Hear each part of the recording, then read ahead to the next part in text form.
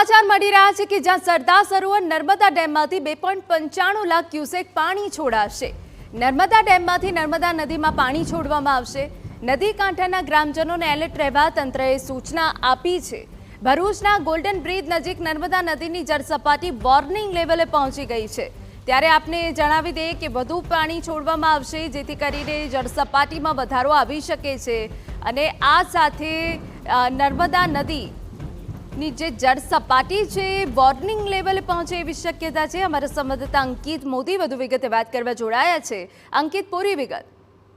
જી હિના, ફરી એકવાર નર્મદા નદીનું જળસ્તર વધી રહ્યું છે।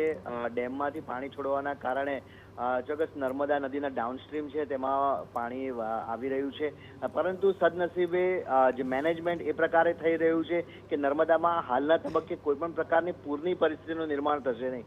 જો કે નર્મદા ભરૂચ નજીકના ગોલ્ડન બ્રિજ પાસે વોર્નિંગ લેવલને સ્પર્શે અને તેનાથી 2 થી 3 ફૂટ પાણી વધે ત્યારે તે ભયજનક સપાટી વધે છે અને લગભગ વધુ 5 ફૂટ જેટલું પાણી વધે ત્યારે આસપાસના ગામોમાં પ્રવેશે છે। હાલમાં આવી કોઈ એલર્ટ ન હોવાના કારણે પૂરનો કોઈ ભય રહેશે નહીં, છતાં પણ જે માછીમારો છે અને કાંઠા વિસ્તારના લોકોને નર્મદા નદીના કિનારા પાસે ન જવા માટે સૂચના આપી દેવામાં આવી છે। જી હિના, બિલકુલ આભાર અંકિત। તો સરદાર સરોવર નર્મદા ડેમમાંથી 2.95 લાખ ક્યુસેક પાણી છોડવામાં આવશે। નર્મદા ડેમમાંથી નર્મદા નદીમાં પાણી છોડવામાં આવશે। કાંઠા વિસ્તારોને એલર્ટ રહેવા તંત્રએ સૂચના આપી છે।